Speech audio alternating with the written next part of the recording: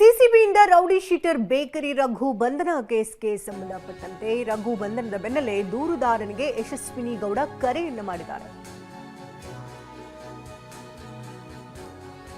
Rowdy sheeter Yashasvini ಗೌಡಳಿಂದ ದೂರುದಾರನಿಗೆ ಕರೆಯನ್ನು ಮಾಡಲಾಗಿದೆ. ಮನೋಜ್ಗೆ ಕರೆ ಮಾಡಿ ಯಶಸ್ವಿನಿ ಗೌಡ ಬೇಡಿಕೊಂಡಿದ್ದಾರಂತೆ. ಇದು ಸುಳ್ಳು ಕೇಸ್ ಅಂತ ಮೀಡಿಯಾ ಮುಂದೆ ಹೇಳುವಂತ ಕರೆ ಮಾಡಿ ಯಶಸ್ವಿನಿ ಬೇಡಿಕೊಂಡಿದ್ದಾರೆ ಅಂತ ಹೇಳಲಾಗ್ತಾ ಇದೆ. ಸಿಸಿಬಿಯವರು ರಘುವನ್ನ ಕರೆದುಕೊಂಡು ಹೋದ್ರು.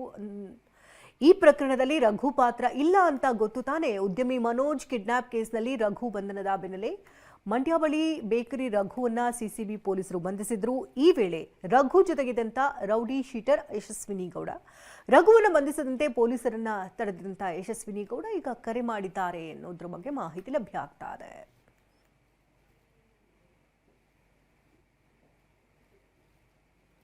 ಫ್ರೈಡೆಗೆ ಬೇಲ್ ಇತ್ತು. ಸಡನ್ ಆಗಿ ಬಂದ ದೇವಸ್ಥಾನಕ್ಕೆ ಹೋಗಿ ಬರ್ತಿದ್ವಿ.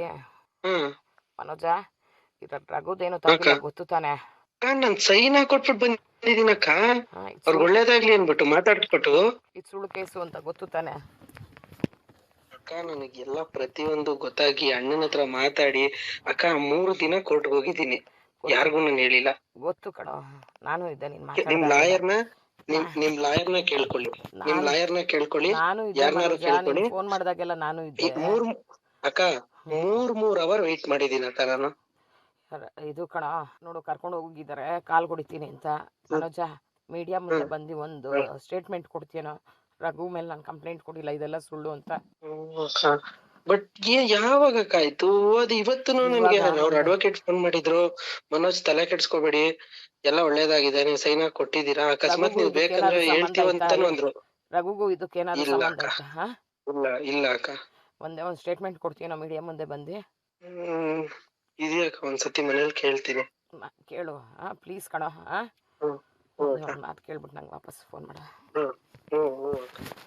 ವಿಜಯಪುರದಲ್ಲಿ ಭೀಕರ ಅಗ್ನಿ ಅನಾಹುತ ಸಂಭವಿಸಿದ್ದು, ಅಗ್ನಿಯ ಕೆನ್ನಾಲಿಗೆಗೆ 7 ಗೂಡಂಗಡಿಗಳು ಸುಟ್ಟು ಭಸ್ಮವಾಗಿದೆ. ಸಿಗರೇಟ್ನ ಕಿಡಿಯಿಂದ ಹೊತ್ತಿಕೊಂಡಂತ ಅನಾಹುತ ಇದು.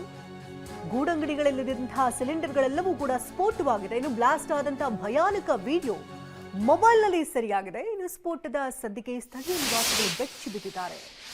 ನಿನ್ನೆ ರಾತ್ರಿ ವಿಜಯಪುರದ ಚಾಲುಕ್ಯ ನಗರದಲ್ಲಿ ನಡೆದಿರುವಂತಹ ದುರಂತ ಇದು.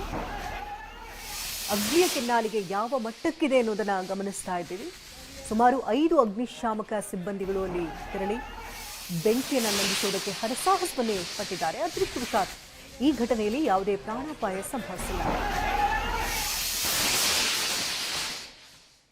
ಒಳಗೆ ಒಂದು ಗ್ಯಾಸ್ ಫಸ್ಟಿಗೆ ಒಂದು ಗ್ಯಾಸಿಗೆ ತೋತ್ರಿ. ಅದು ಅರ್ಧ ಗ್ಯಾಸ್ ಇತ್ತು ರೀ. ಅದು ಇದು ಹಚ್ತೀರಿ ಗ್ಯಾಸಿಗೆ ಹತ್ತಿ ಒಳಗೆ ಕಟ್ಟಿಗೆನೂ ಇದ್ದು ರೀ. ಅದರಿಂದ ಅದು ಉರಿ ಜಾಸ್ತಿ ಆಯ್ತು ರೀ. ಸ್ವಲ್ಪ ಫೈರ್ ಆಫೀಸರ್ ಲೇಟ್ ಆದ ಕಾಲಾಗ ಉರಿ ಸ್ವಲ್ಪ ಜಾಸ್ತಿ ಆಯ್ತು ರೀ. 4 ಗ್ಯಾಸ್ ಬ್ಲಾಸ್ಟ್ ಆಗ್ಯಾವ್ರಿ. ಒಂದು ಗ್ಯಾಸ್ ಇವ್ರೇನು ಸರ್ ಬಂದ್ರಿ ಅಲ್ರಿ ಎಲ್ಲ ಫೈರ್ ಆಫೀಸರು, ಅವ್ರು ಬಂದಕ್ರಿ. ಅವ್ರು 4 ಮಂದಿ ಸರ್ಗಳು ಬಿದ್ದು ಹೋದ್ರಿ. ಫುಲ್ ಗ್ಯಾಸೇ ಡಮ್ ಅಂದವ್ರು ಪೂರ್ತಿ. ಅವ್ರ ರೈತ ಮೊದಲೇ 2.5 ಗ್ಯಾಸ್ ಡಮ್ ಅಂದವ್ರು ಸರ್. ರೀ ಅರ್ಧ ಗ್ಯಾಸ್.